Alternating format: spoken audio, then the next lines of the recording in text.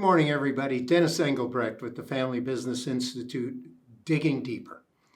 So, as mentioned in my last blog, I had the real pleasure of witnessing some great cultures this spring and trying to capture, what it is about that culture and how they came to be and how they sustain themselves. So, today I want to talk about a characteristic that I saw in the great cultures that I witnessed this spring.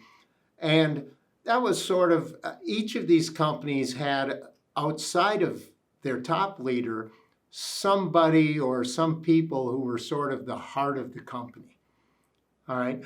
And, if you think about that, just look down through your organization and see who in my organization might be the heart of the company, the person that most reflects, caring for the other people, always does the right thing, represents our values and our mission and all of those things.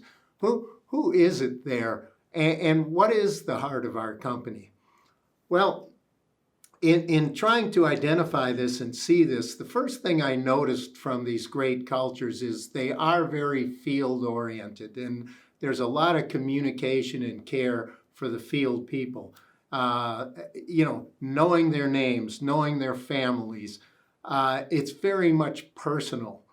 And if you're not as connected to the field in construction, I think it's very hard for your culture to sort of have that beating heart. To me, that beating heart is the field. It is in the field in construction, that's where it happens. So think about if you have that going on or if you don't have that going on and how you might get it going on a little bit better.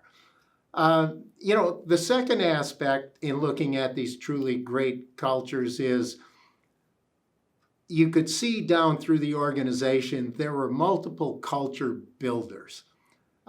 People who do the right things, show the care, collaborate well, they're team-oriented, they connect with other people.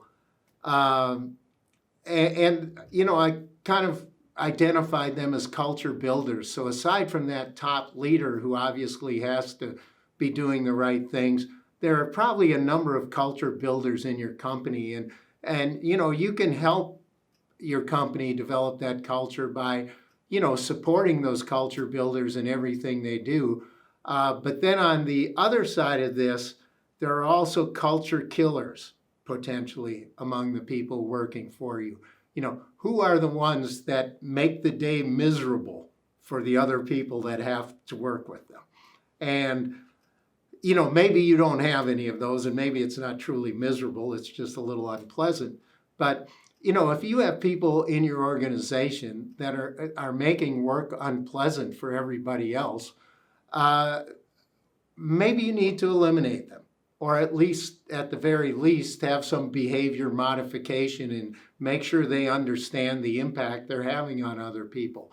Because I think, as I was looking at the really great cultures, each of them, they just didn't have any culture killers in the organization.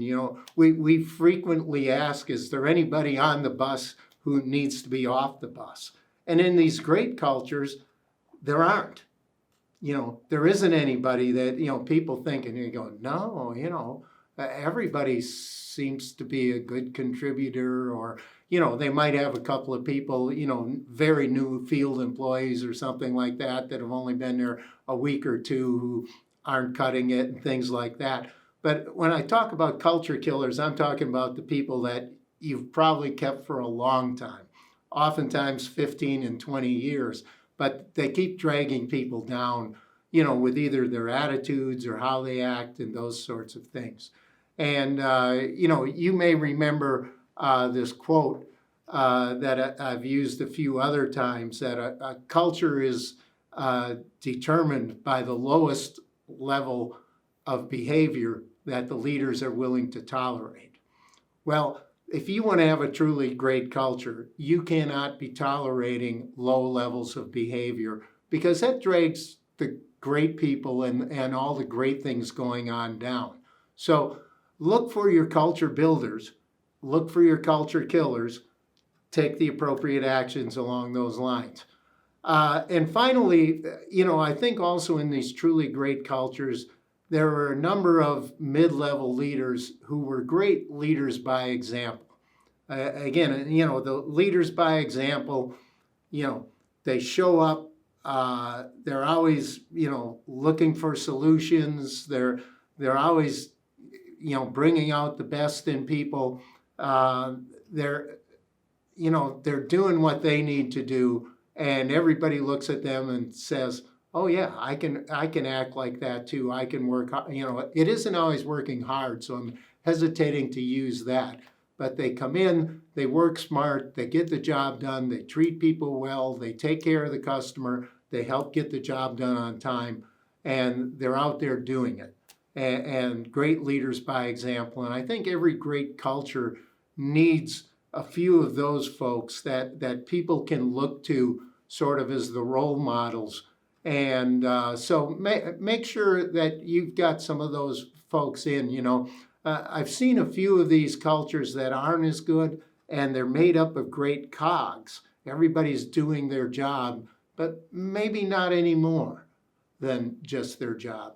And you really need leaders who lead by example that people want to follow and people want to be like. And so, the heart of the company, again, definitely needs to be in the field. Definitely want to have culture builders and get rid of the culture killers. And you want folks who can lead by example.